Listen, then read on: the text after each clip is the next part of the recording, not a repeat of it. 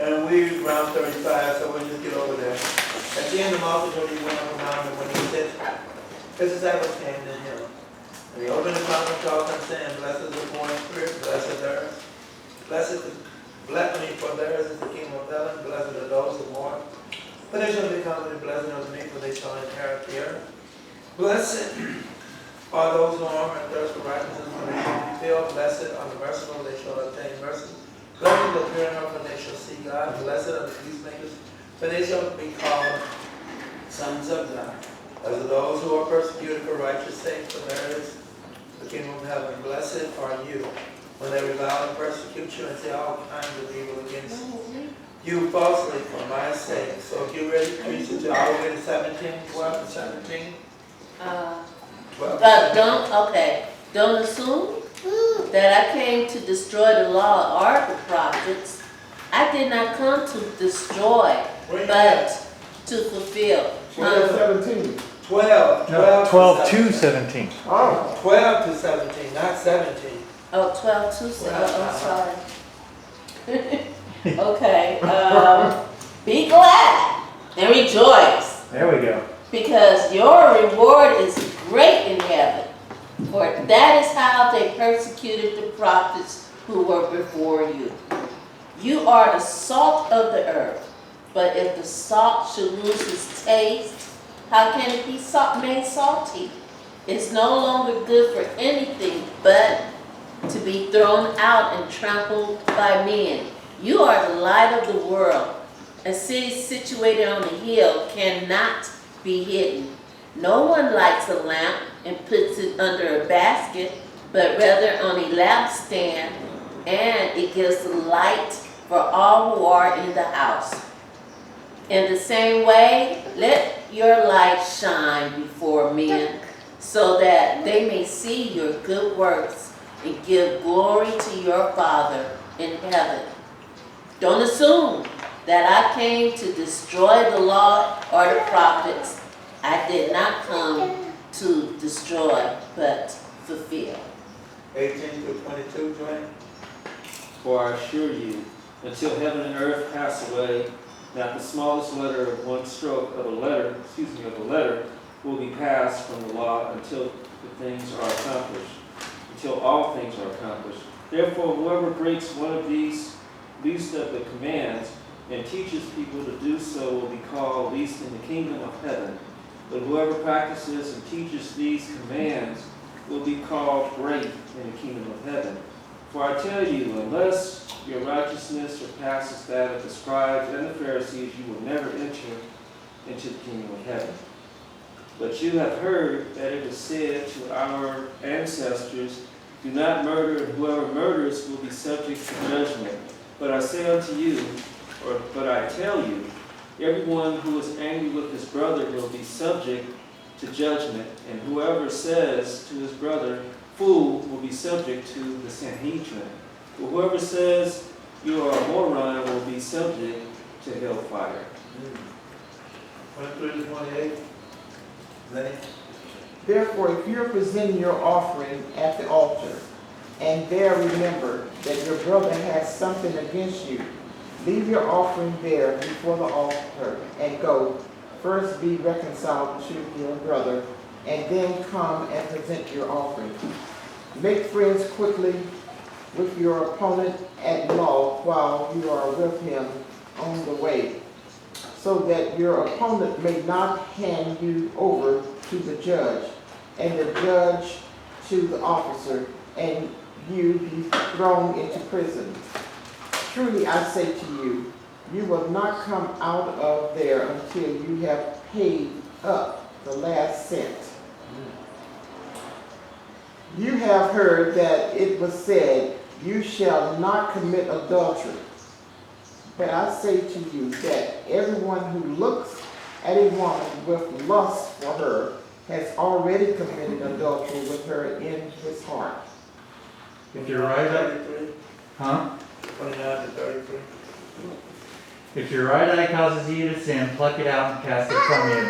For it is more profitable for you that one of your members perish than for your whole body to be cast into hell. And if your right hand causes you to sin, cut it off and cast it from you. for it is more profitable for you that one of your members perish than for your whole body to be cast into hell. Furthermore, it has been said, whoever divorces his wife, let him give her a certificate of divorce.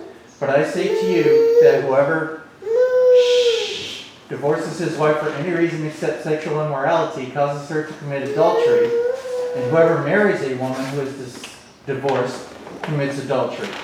Again, you have heard that it was said to those of old, you shall not swear falsely, but shall perform your oaths to the Lord.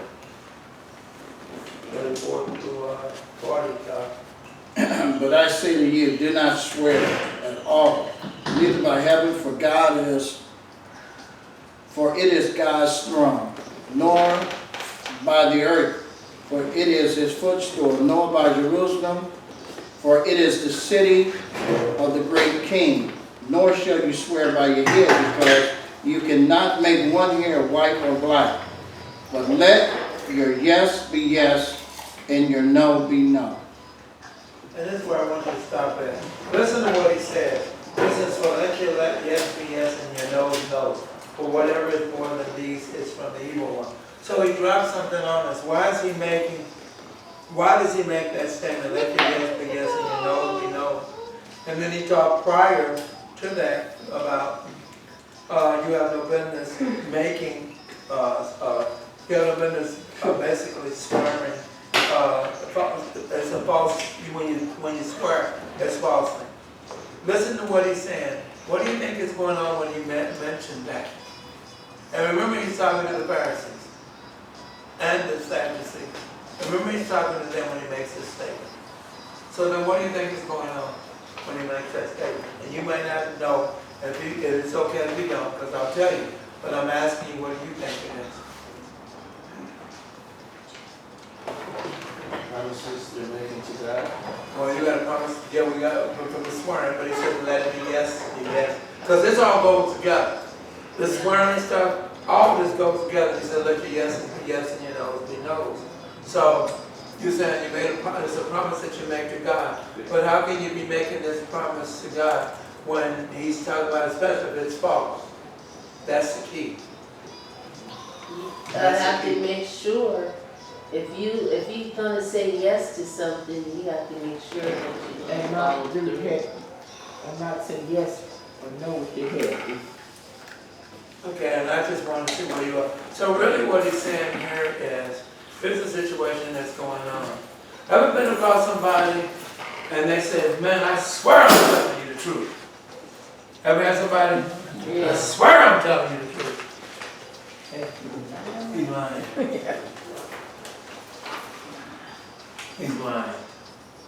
Okay? So that's why he has to throw that out. I swear I'm telling you the truth. When in reality, he says, here's what has been taken or removed out of our saving society. You heard of this? Your word is your bond. You've heard of that? This is what he's saying. Your word is your bond. So watch this. If you say yes, then it's yes. If you say no, then it's no. So he said, then what you should not be doing is making accusations or asking, or when someone says to you, hey, you know, you're going to come here and you say, you think about it. If it's yes, then say yes, I'll be here. If it's no, then say no, I won't be here. And not What? not a gesture. Right, no, because that is your bond. Because that is the bond that meant so much. Remember, it used to be a handshake. Right, you just handshake, that's it. That was your contract. That was the signed contract when you shook hands. Well, this has got, Jesus is bringing something to their attention because what you have said, you didn't mean. And so Jesus is saying, women, be careful. Don't you be like the Pharisees or the Sadducees. Watch this, when you say something, then mean it. When you say yes, then say yes. You don't have to watch this. When we go to court, we don't have to do what? We don't have to put our hands on the Bible, and we don't have to say, I solemnly swear to tell the truth, the whole truth, and nothing but the truth, right? You know you don't have to do that. You simply say to them when they get ready to ask you to do these things, you simply say, I'm sorry, My relationship with Christ is my yeses are yes, and my no's really mean no. The court is not going to fight you, because you've already said, based upon what they're thinking, your religion says that you're not going to say what's right is wrong and what's wrong is right. So your religion alone has declared or has opened you up to where your yeses will truly mean yes and your no's will truly mean no. So look what Jesus is doing. I told you, he's dealing with all kinds of issues that are going on. I think the door is open. He's dealing with all kinds of issues that are going on. So if he's dealing with all kinds of issues, isn't that amazing? He's bringing even something of this magnitude to their attention. He just got through talking about what? Adultery. He just got through talking about adultery, and now he took us down to where you don't need to swear. You need to just make it yeses. Yes. Remember, Jesus is now sitting down on top of the mountain. He's now addressing all of these issues that are going on in life at that time, and he's dealing with it very directly. So then watch this. If he's dealing with it directly, then he can go on, Calvert, and he says, what? You have heard it said? Yeah, you have heard it, that it was said, an eye for an eye and tooth for a tooth. But I tell you not to resist an evil person, but whosoever slaps you on your right cheek, turn the other to him also.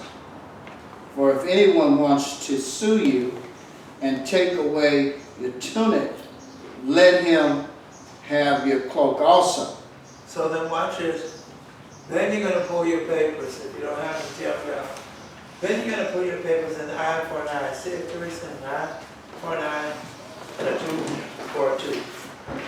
It's on page 72. Okay. Page 2. That's right. 72. Like really? And I'm looking for a 72. Lord. Okay, an eye for an eye and a tooth for a tooth are part of longer lists that include hand for hand, foot for foot, burn for burn, wound for wound, bruise for bruise, and fracture for fracture. And both the law of Moses and the code of Hammurabi, the principle of punishment to match the crime, had two basic purposes. The first was to curtail further crime. When a person is punished for his wrongdoing, the rest will hear and be afraid, and will never again do such an evil thing among you. So then, listen to what he's saying. Then I stated last week, you heard the eye for an eye, tooth for tooth thing. Don't you understand? If you took my eye, I take your eye, but you wouldn't do it no more. You hear me? But you wouldn't do it no more. You caused a problem where I'm blind, so now I got to bust in your eye and make you blind. Don't you think twice before you do it? Watch this. A wound for a wound, right? A wound for a wound. Whatever wound it was that you put on me, I turn around and I have a right to put that same wound back on you. Fraction for fraction. Whatever you broke, I have that right to now break yours. Look at what he was doing there. So he was sending out a message. Wait a minute. If I broke his arm, then guess what? He has a right to do what? Break my arm. So what are you saying? So you put out my eye. So then watch this. My eye is what I was using to earn my income with. And you just shut down where I can't do it. Or you just broke my arm where I can't do it. Leg or whatever it is. But I can't do it anymore. Well, then what am I to do to you? So now you can't function. You can't do it. So then that message was sent even still today. Do you know how the jails would empty themselves? You see how quickly these jails would empty themselves? You see how quickly, once you know, wait a minute, if I'm going to get hurt, when the courts finally found out what it was me, then they applied the same the same punishment to me. So if I shot somebody in the head, you ain't got to wonder how you gonna live, how you gonna get it. Hear me? So you ain't got to wonder how you gonna get it. If I shot somebody in the face, then you ain't got to worry about it, how you gonna get it. Because it comes back to you the same way. And watch this. And when I do these things, I do these to the person that caught this, I do this publicly. You may have did it privately. I do it publicly because I'm sending a message so that anybody else who wants to consider doing this, our biggest thought that we use today is, and you hear it so often, what does that criminal declare? Innocence. No, what is that? We got innocence, or what else? Come on, Lydia. Mentally insane. Mentally insane. That's what they declare. Mentally insane. Now we got to go send them to some other location because they were. You see, they weren't in their right mind. So watch it. So what it does is going to reduce their sentence because I declared I'm mentally insane. I didn't know what I was doing at that time. And eventually, you send me someplace where I'm at this location, and then guess what? After a year or two, I made a speedy recovery. I'm okay. You know, I'm good to go now. Right. And so now watch this. Then now we'll take you into the courts where you can serve your term. But watch this. And serving my term is always less because I was mentally incapable of doing what I've done. And so in so many words, you walk. You got 15 years. That person's gone for the rest of his life. You see what's going on? You see how our courts work today? How it's so often marked. But yet at the same time, you pull a lot of your rules and regulations out of this book. A lot of your rules and regulations were pulled from the Bible. Yet at the same time, it's amazing how you nitpick. You take what you want that you can profit behind. So what do? I do not want the jail cells empty because I make my money in the jail cells. So watch this. If I make my money then in the jail cell, do you think I want to empty my jail cells? Oh Lord, look here. So let me see. So if I don't want to empty my jail cells, then what do? I come up with my own rules and regulations how I'm going to produce a sentence. Then guess what else interferes beyond that? What else could interfere with that sentence? Good behavior. Right. What else could interfere with that sentence where it can be reduced? There you go, man. You got money. Money talks. Hello? Lawyers and Right. all that stuff. Money. I got money, and here's what we'll do. I always remember, you all remember Martha Stewart? Yeah. And remember, she went to prison because of the stock. Inside trade. Yeah, remember she went there because she knew what it was, so she hurried up, bailed out, or she hurried up and took what she wanted, and hurried up and bailed out of it, and it ended up making her richer, a whole lot richer than what she was. Then she jumped out of it, so she got some inside. Somebody said something inside, and then they ended up proving it, and so they ended up sending her to jail. Yeah. And when she went to jail, they called themselves showing it, where she was living awful good. And jail. Y'all know if I'm serious. You remember that? Where she was actually living pretty good in those jail cells? Well, money talks, doesn't it? Money makes sure that, hey, you know what? I've got to go to jail because I was sentenced. So we've got to send the message, you're going to go to jail. But I can imagine what she was doing in jail. She had more liberties than a little bit. You know what I mean? Move around, do whatever she want to do, and a little bit. I knew a doctor that went to jail for fraud just 5 years ago. And he defrauded the state and these companies out of millions of dollars. Okay. And they finally got him on about 5 or 6 counts, but they ended up reducing his sentence. He went to prison for 3 years, and he had his own private cell, and he was out there administering to patients out there. Isn't that something? So he was like, had a penthouse. Okay, like you said, He was on like you vacation, said. it was like vacation. for Yeah, him. that's really what it And comes he down could go to. home on the weekend. That is, that's it, so it's okay. I don't know if you all remember, there was a gentleman too, but believe it or not, played for the Lakers, Caldwell, forget his last name. Today, I mean, this is recent. Yeah, Pope, that played, this is recent. And he committed a crime, and he could still play for the team, but he couldn't leave the state. So he played home games. Remember that? He played home games, but he couldn't leave the state. What kind of madness is that? Because they knew, hey, here's dividends. He will take care of us. And we've got a celebrity in here that everybody's looking at, especially about that time of the season. So everybody's looking at. So we want to see the Lakers win. And he's not there. So we got to get him back on the floor. Isn't that amazing? Whoever heard of you go to prison, but in your term is you can't play out of state. Whoever heard that kind of mess? Well, we're back to the eye for an eye, tooth for a tooth. Sounds like they have to do something to punish him with. Isn't that All something? punishing. Isn't that something? So you got They need that. that money too, I guess, huh? Well, that's how you get it. So that's, revenue. huh? That's revenue. You got it. And so what you got your eye for eye, tooth for tooth. That's why I said, looking at that, and then you'll understand what's going on. If you got it, selfish overreaction, go ahead. Selfish overreaction is the natural response of sinful human nature. We are tempted to give more than just even.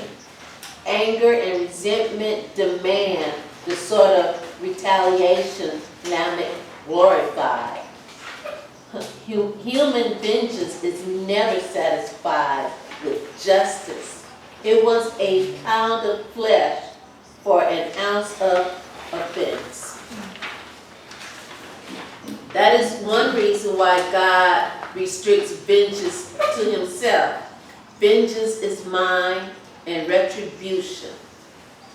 God's command for the individual has always been, if your enemy is hungry, give him food to eat.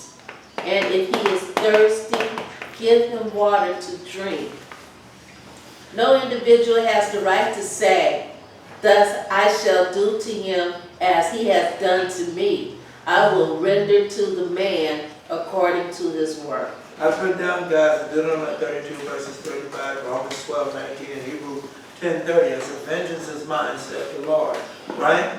Right. Why vengeance? Why, watch this, why then would the Lord have to give vengeance? Why would we now have to allow the Lord to give vengeance to this person? Because of our selfish overreaction.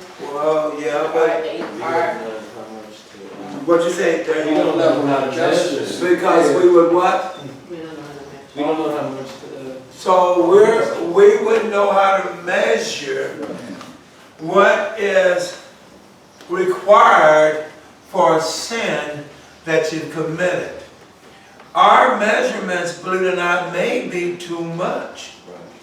You hear me? That's why we need to be careful. Matthew the 7th chapter, we'll get there. Says what, Judge? Not least ye. Or it may not be with the right intent, because oftentimes that's what happens. Come on. Like you said, I'm mad at you, and this is what I really want to apply to you. But wait a minute, but it wasn't nothing, but I broke your iPad. And what I need to do is, then what? Replace your iPad. But what do you want to do? You want to kick that behind. Let me give you one, a good one. Let me give you a good one. Somebody just hit your car. Hear me? Somebody just hit your car. Have you seen it before? They call it road rage, right? Have you seen it? Somebody swooped in front of you. They call it road rage, right? And now that person's following this person everywhere because he wants to get back at them. And then, like you said, even to the point of you have had people that got killed behind road rage. you didn't know who you call yourself being smart with. And it turned out that was a gang member that you were smart with. And you didn't realize that he got firepower to back this up. Give you a good example. My uncle, this happened many years ago. He was on the freeway.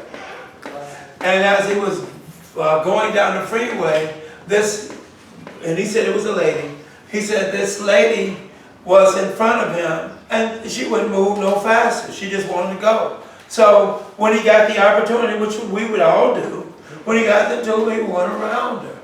Well, after he went around her, then the lady saw him go around her and she waited, picked up speed, waited, and then she almost hit somebody to swerve so she could get in front of him again. That's stupid. No, hold on. Then my uncle, they drove a little bit farther, and then my uncle said it was the time again for him to get in front of him. And he said, so he turned and pulled the car out, and she did this. Whoa. Did you hear me? And she did this. And he pulled that car right back. But you hear what I'm saying? You just don't know. So watch this. So you're trying to tell me, cause I wanted to get in front of you, it was worth you killing me? You see what I'm saying? It was worth you killing me? That's road rage. That is more so than anything vengeance, because somebody had to be wrong. I'm serious. Somebody had to be wrong in this. So vengeance then became whoever it was that wanted to go after one another. Because my thing was, if she went purposely back around you to get in front of you, I don't know. You sound like you can now realize something ain't right with this. You know what I'm saying? Now you can realize something ain't right with this picture. Either I back off and let this crazy person go on about their business, or I completely let it go. It's not worth it, because you don't know who you're challenging or who's challenging you on that freeway. So vengeance is the Lord's. You can't measure it. Since we don't have the ability to measure how much vengeance needs to go out, then we need to give it to the Lord. What if in all of that, what if that was a challenge that God put before you? Yeah, And how did you handle it? right. So what I'm saying, and really, how did you handle it? Now you sit in the car cussing him out. Now you sit in the car just as angry and want to get in front of them because the nerve of them people. I hate it when a car gets in front of me, and I hate it when it really starts to slow down. You got it in front of me really to slow down? That doesn't make any kind of sense. But I now say, you have a choice. You could either wait, Yeah. and then you can go around, or you can let it go. Because you just don't know who decides to play vengeance. Yes. Yeah, I was just going to say, oftentimes it's a reminder. Go ahead. And the reminder is a reality check, just so that you don't forget that not everybody is sane. See, you know, people that look sane, Come on. you see what I'm saying? And sometimes when you interfacing with people and you routinely doing things, it's easy for that to slip away from you. Okay. And you don't really, although we just slowed it down, you know, when it's slowed down like that, you can sort of make, you know, your moves a little more careful. But when you moving, you don't oftentimes get it that slow. You got it. It don't play out like that. So it's like you have to know this stuff when you get behind the wheel of that automobile, or if you're going out to walk, you have to be, you know, say your prayers. That's God, good. That's it. continue to That's keep good. your head around me and continue to allow me to be aware of what's out there or whatever. I mean, you don't wait till something happens, because oftentimes people don't always know. You're not that good when you know when something is happening, because it's not always that obvious. You got it. Is what I'm You got saying. it. No, you're right. Yes. I just wanted to share this. My mom was telling me about this lady I guess she heard on the news, she was on the freeway, and I guess apparently she must have inadvertently did something. Anyway, this person, this man that she did that to, followed her off the freeway, all the way to her, in front of her house. He got out and shot her, just shot her dead.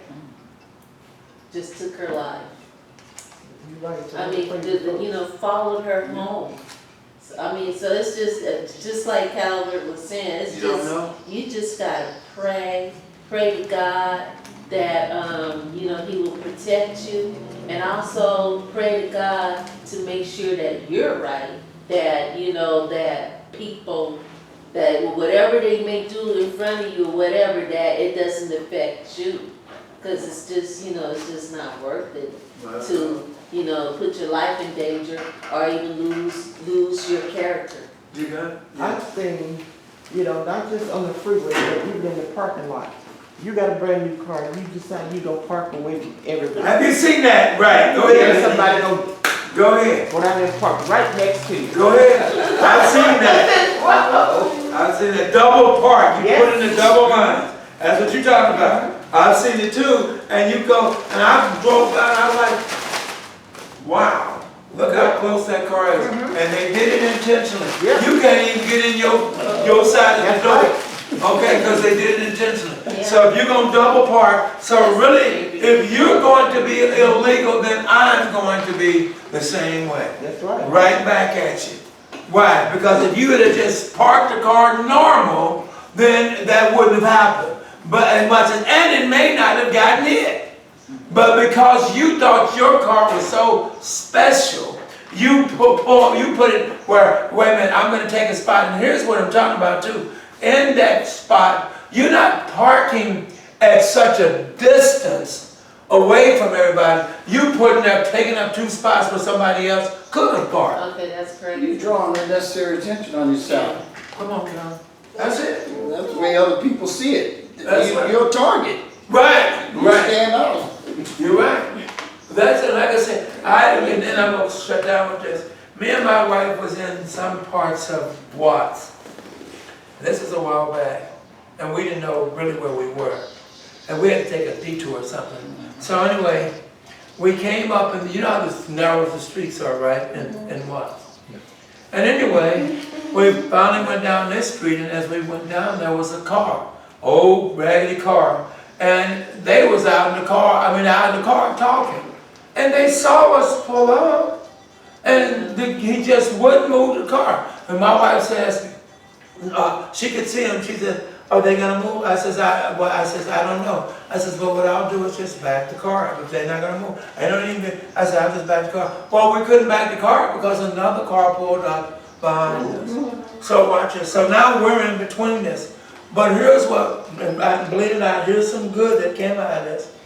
So the guy that was behind us, we're talking about thugs, was behind us. He didn't blow the horn. He just happened to notice there's a car in front of us that won't let us go, and they're out of the car. So the guy comes out, puts his park, some old Cadillac. He parks the car, goes up to the people, say, "Yo, Mel, what you doing? Why you doing?" I mean, you could hear the language. And the guy says, "Man, why you gotta come off like that?" He says, "This is why I gotta come off like that. You wanna move that car?" And watch this. The guy, watch this. So the guy, "Man, come on, no, we cool, come on, man." So he said, "Well, then move the car, move it now." So the guy moves the car. He tells us, "Come on, you can go now. You can go now." I says, "Hey, thank you. I hurry up and drive." But you hear what I'm saying? Right. But you hear what I'm saying? Who would have expected, you know what I'm saying? You in an area, and then somebody told me you was in gang territory, and I didn't know it. But he says, Yeah. "I'm glad you didn't do anything." He said, "I'm glad you had the right colors on." He says, "You're right." He says, "So what it was is another one pulled up behind him and said, that ain't even gonna go down." And I mean, when you see a gun, it looks like it's this big. You know what I'm saying? Right. You know what I'm saying?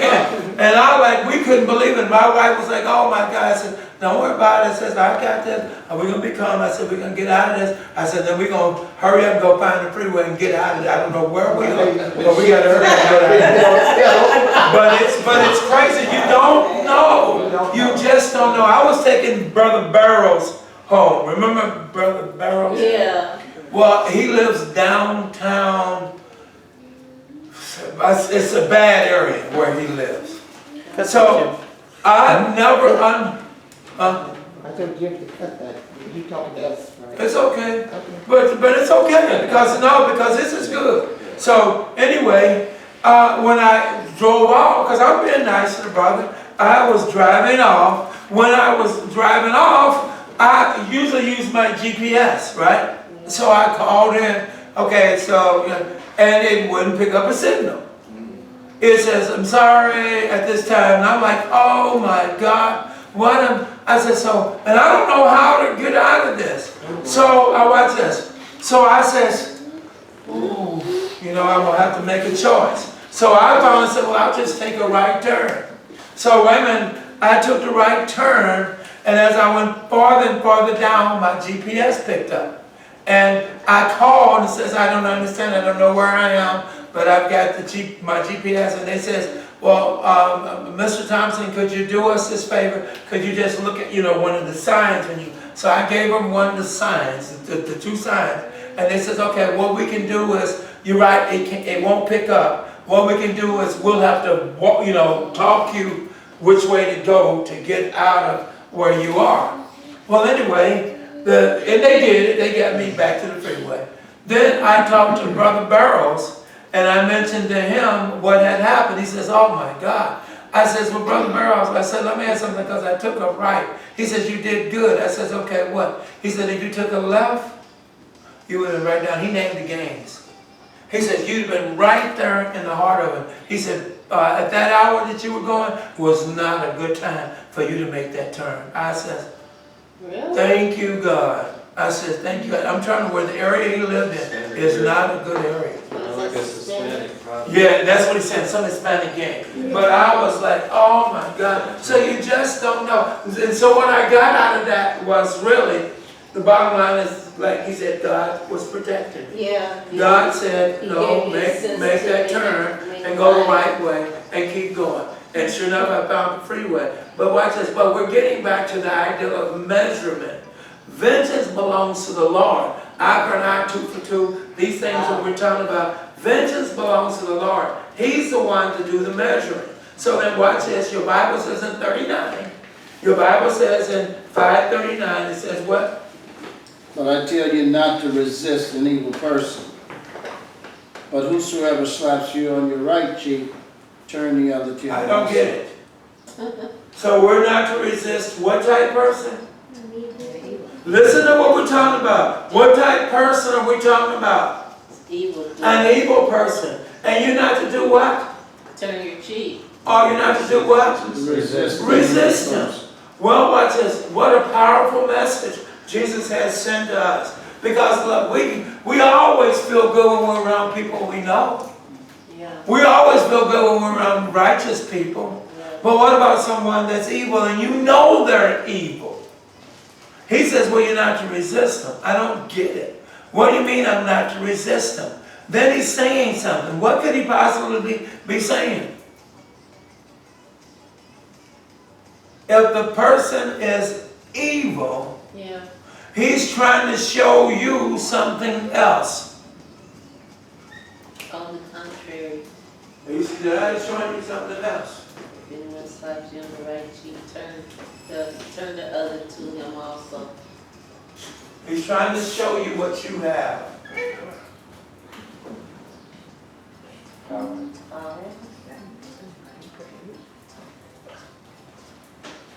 But you don't believe you have it.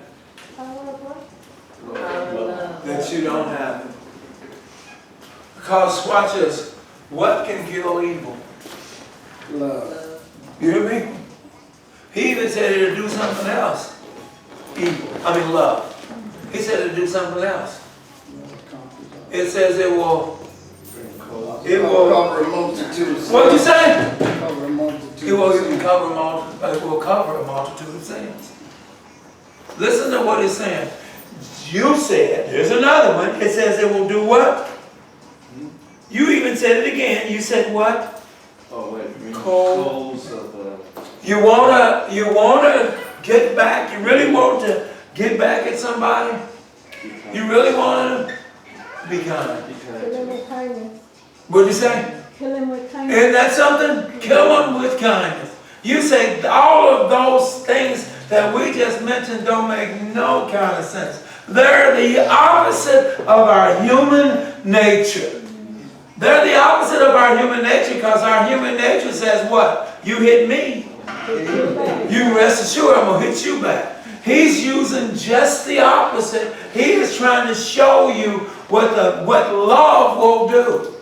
I don't understand. I treated this person like trash, and yet they treat me nice. It's amazing. I was trying to remember this too, but it was amazing how there was an individual that struggled, and then something took place. I don't know if it was an accident or what, but something took place, and guess where I was at trying to help the person that got a problem with me. And guess who? Isn't that amazing how God made it happen? It came before you. You the one that they don't care for. And that person said, do you need help? How can I help you? Let me call the police. That was a good time to say, look like you're going to die. That was, you know what I'm saying? I told you that's how we would want to replenish it. Repay it. Look like you ain't gonna make it. Look like you in trouble. You know what? I got a phone in my hand. I could call 911, but I think I'll wait a minute and see how long you can survive. Would you hear me? I think I'll just hold on because it don't look like you're gonna make it. Stop and think about it. Look what love does. Love says, hey, resist this evil. You, as a child of God, don't realize the power that you have. You have a tremendous amount of power. And all you have to do is use it. Love them. They can't, it's hard to handle. I don't know how you can do this after I'm treating you so bad. How can you love me like this? I just don't understand. And so what is it doing? It's killing them, right? It's killing them. Because they don't know what to say. They don't know how to handle that. Well, he's telling you if you resist it, then he talks about this cloak, right? Calvin in 39. Yes. Then he's talking about this cloak. Look at it in 39. He says what in 39? Actually, 40. 40. He says what? If anyone wants to sue you, And if anyone wants to do what? then sue you. Listen to this, guys. Now we're talking about a court issue. If somebody wants to sue you to do what? To take away your shirt. Come on, do what? Let him have your coat as well. So watch this. What is he saying here? Well, you got to understand something. Ain't no Macy's. Ain't none of these stores around where you know we in America are beyond spoiled. Beyond. We go in our closet and somebody said, you got to be kidding me. Come on, y'all don't look at me funny. You ever started Sunday morning and you go and look in your closet because you're trying to figure out what you're going to wear? Come on, because what you going to wear, you're trying to figure out what, let's see. And I wear that one last week and I'll try this one. You got so many clothes, it's ridiculous. Well, he's saying if they sue you, here's what they would do. This is their courts. Then what they would do is they would take clothing. They would take your shirt. This is how you're going to pay back. They would take your shirt. The problem is you might only have 2 shirts. That's all you got. So to give away that shirt, It's a lot. you got it, is a lot. But he's not through with it. He says not only do you give them your shirt, but he also said give them what? Your clothes. Your outer garment as well. Well, how many coats would you have? One. Stop and think about it. So watch this. But remember, this is to be settled. Watch this.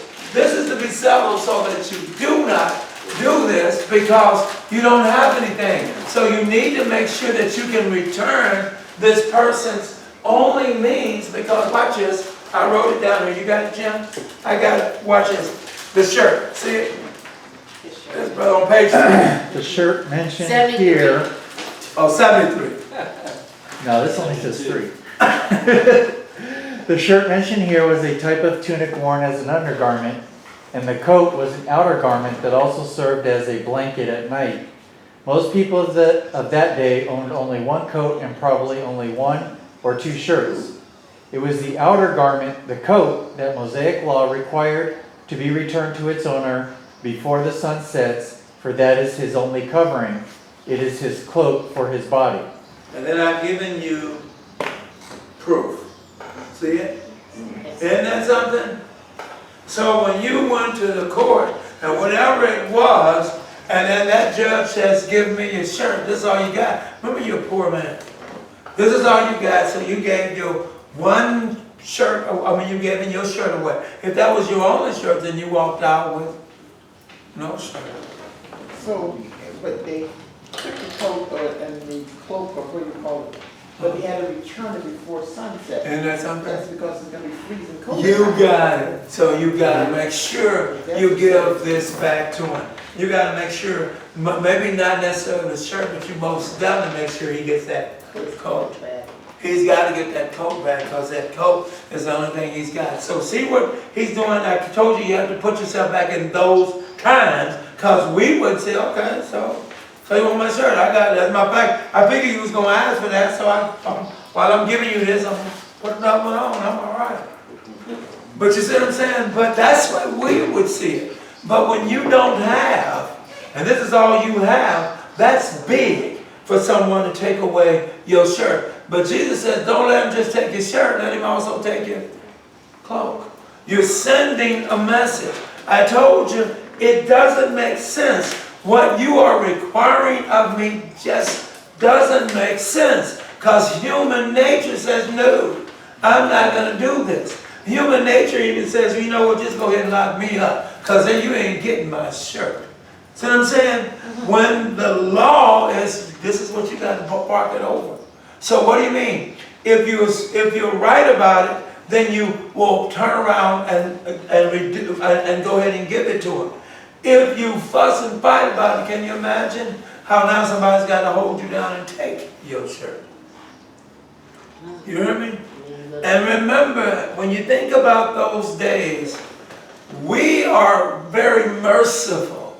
Oh no, don't hurt the person.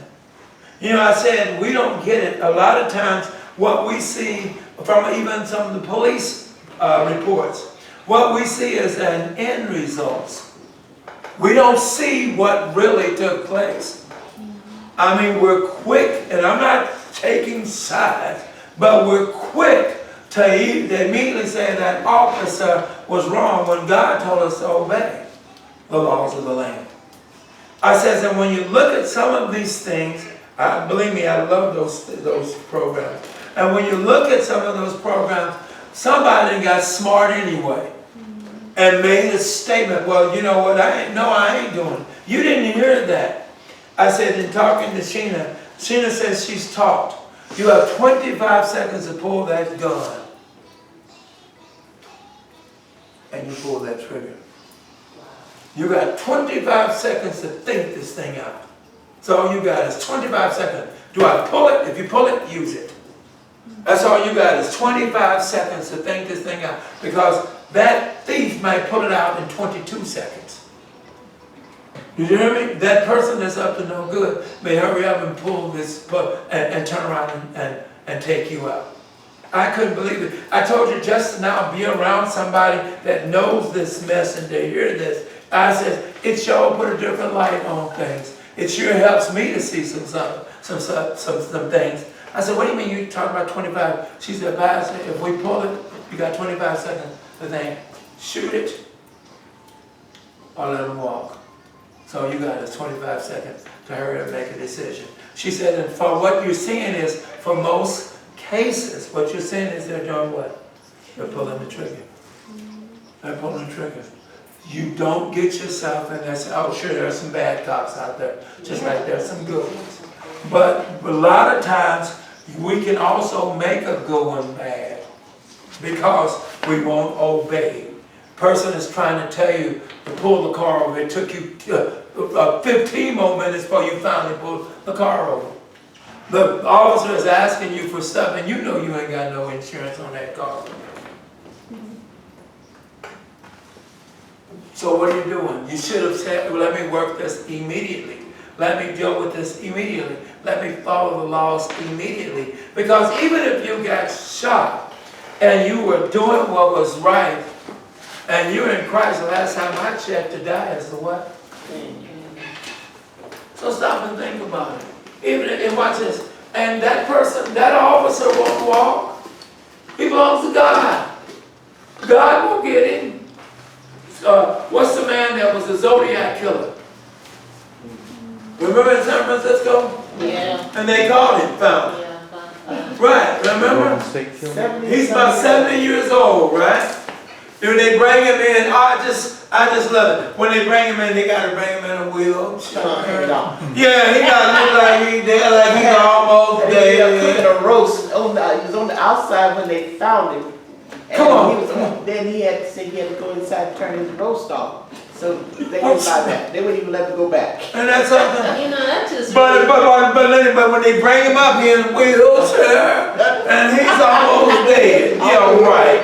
But you know, that just really goes to show whatever kind of crime you may commit today, it catch up with you, and I see it. You know, whether it's you're a sexual predator or whatever, it'll catch up with you later on in your life when you think that you're getting away with it. And that man has a family and everything. And what did that scripture say? Whatever happens in the dark will come out in the light. And that's what's happening. Remember that man has a family. Yeah. He has children. He has a family, wife, everything.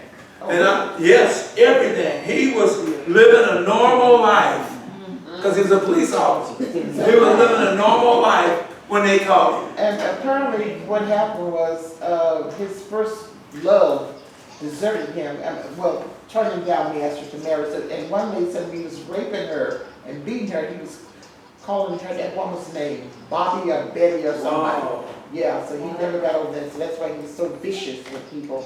But also, you know, just to say this, and you know, you can change the subject, but the world has already passed judgment on his family now. Oh, yeah. They don't have no place, no peaceful place to go. Right. Oh, yeah, that's right. It's even time to move out of that location.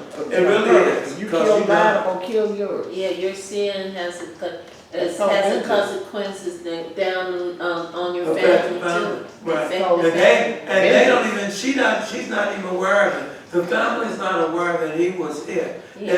And if it hadn't been DNA, he'd have still walked.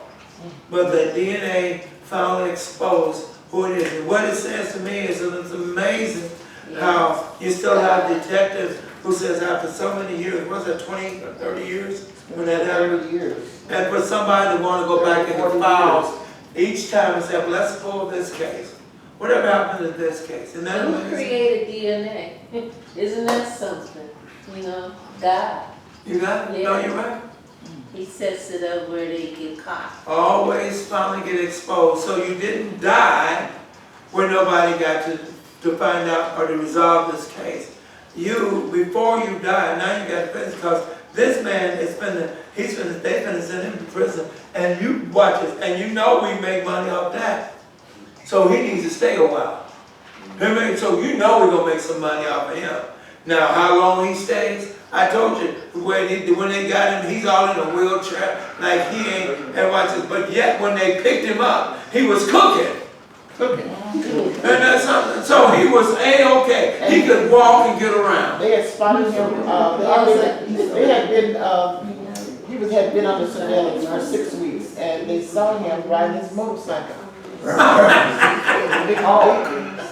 Okay.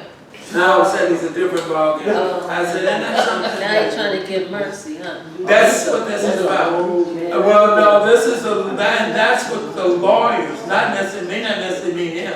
It may be his lawyers have said we've got to give a different image. Remember, the defense lawyer wants to win. So he's got to put on, I got to put on this because I've got to get the public to say, well, you know, he's an old man. We all make mistakes. I said, just like I said, when the minister, well, just like I said, when the minister has been caught doing something that he shouldn't do, we were quick to shoot those Catholic ministers, priests down. They ain't got pull them. You need to get them out of there. Y'all need to get out of that Catholic church. You need to get over here. When our own was caught. But you hear me? When our own was called, I think it was Jason, we were talking about this today. When we caught a brother that committed adultery, because the baby's mama and the baby came in, sat there to hear a sermon. You know what I'm talking about?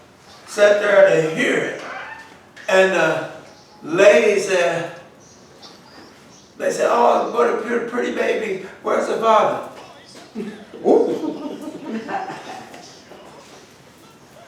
And the wife is there. Where's the father? And watch this. And then all was said was to the congregation, the brother has decided to leave the ministry due to, you know I'm telling the truth, Ethel. Yes. His mother's illness. Yeah. My mother's ill, so I can no longer, I need to spend more time with my mother. So therefore I need to let go of this ministry. And then that church right now this day is still struggling. You hear the sin and call yourself trying not to make this person look bad. But boy, we shot down everybody that's been doing. AME had a minister that was gay and was taking money. And boy, it was mentioned he was gay. It was mentioned that he was taking money, and the whole bit, it hit the news. But us, Sweep it on the carpet. isn't that something? And we're supposed to be church. You see Someone how we- sent me a video the other day from Beyonce. What's her name showed me that. I couldn't believe I it. know, I couldn't believe Beyonce has a church. Has her own church. Yeah, I saw that. I mean, what's she gonna do with that church? Yeah, she bought her a church.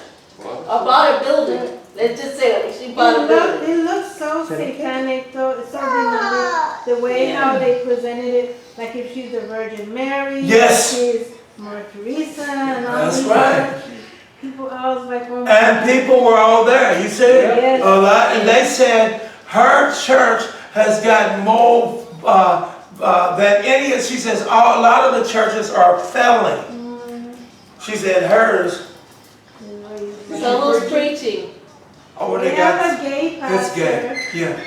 That's a gay few- church and that is some accepted. some lesbian preachers too. That's right. Well, what about this one? I'm going to ask there.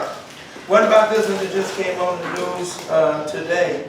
I says, what's her name for the president that's suing the president? What's his name? Yeah, the keys to the city. Stormy. What's it? Stormy. Oh, yeah. Stormy North She Daniels. got the what?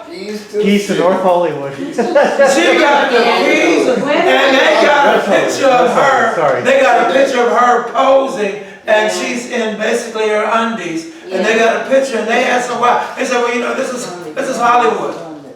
This is Hollywood.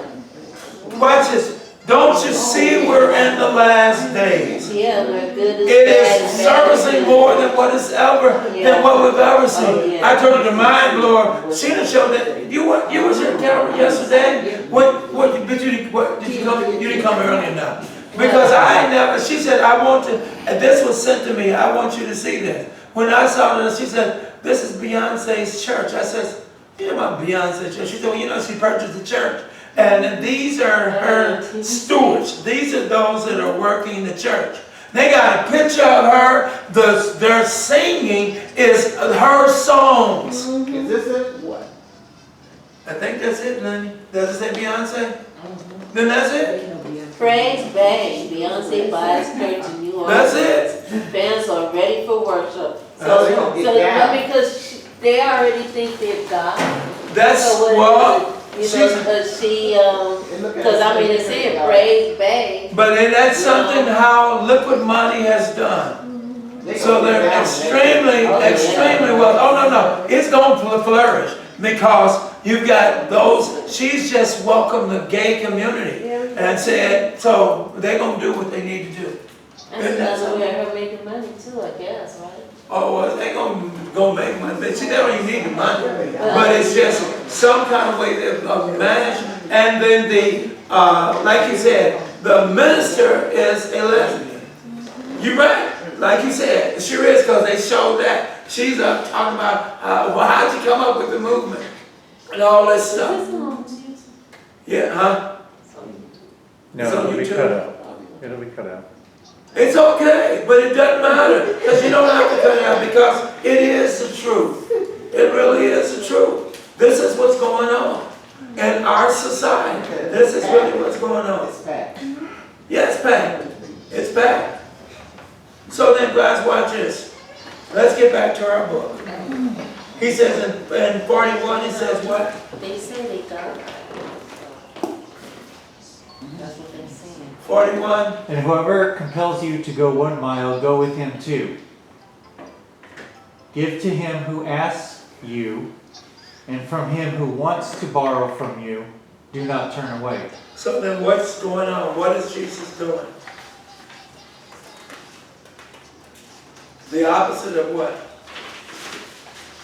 Evil. You hear me? He's going just the opposite of what human nature would tell us not to do. So he's going completely the opposite of our human nature. But watch this. But when we're in Christ Jesus, let's stop and think about it. Aren't we in this world and a part of it? Let how they go. In this world, but not of it. So now it's a little different. So then, if this is the case, we are in this world, but we're not of this world. And if, watch this, if this is the case, then we should stop acting like we are of this world. What do you mean? It is a transition that he spoke of in Romans 12. For us to take over, or to take a part of it, 1 and 2. For us to take a part of it. He is telling us we are no longer conformed, but we are transformed. So then he's sending a message, trying to get us to see something. And the question is it then this hard to be a Christian? Listen to what I'm saying. Because here's the problem. When there's never a transformation, yes, it is hard to be a Christian. Yes, it is hard. Because you're struggling with things that you are attached to, things that you like. And the best time for them to take its effect is when this is what you like doing, and it has to be removed from you. This is the best time. Watch this. Behavior, attitude. When all of a sudden, here's a behavior that you have, that if you make me angry, I have a right to do what? To be angry back at you. I have a right to do what? To go back at you because you went at me. Well, he's trying to get us to see, sorry, when we're talking about behavior, he says, then your behavior is supposed to be Christ-like. Christ-like is, he shows us when they taken him to the cross, they spit on him, right? He didn't do anything. He didn't respond. Isaiah 53. He did not retaliate. When he could have easily retaliated. Did he not make the statement, don't you understand that if my father, if he wanted to, he could have called what? 10,000. No, 12. 12,000. 12 legions of angels. So remember, so he made the statement. So what are you saying? So Jesus then is mentioning watch this, not necessarily really what's going on, but he is. Why? Because he's saying, I'm not only going to say this, but I'm going to show it. I'm going to do it. I'm going to let you see how this responds. And we saw it big time when it was time for him to lose his life. How there was no response, no gall found in his mouth. How there was no response. There was no profanity. Watch this. There was no, well, you know, I'm going to get back him. After all, if he was God, he could have easily just wiped him out. But he didn't do any of that. His statement was, forgive them. They don't even know what they're doing. Forgive them. Wow. Well, how do you get an attitude like that where you can say that, when you can look at your adversary and what you're saying, and deep down inside, wow, you really are a pitiful sight. You hear me? When you can look at them and say, wow, this, you know, I feel for this person. Not, I'm going to get back at this person, but I truly feel sorry for this person because they don't know Christ. So you have a different attitude, is what he's talking about. A different attitude towards life. Because you're not of this world, you're simply in this world. Your home is a new kingdom. Remember, a new nation is what he spoke of. So your home is when we surrender ourselves, what we should be doing is looking up. Looking up. As we look up, the question that should be asked every time something takes place in your mind should be, how would Christ handle this? How would God handle this? I'm in a situation, I don't like it, but how would God handle the situation?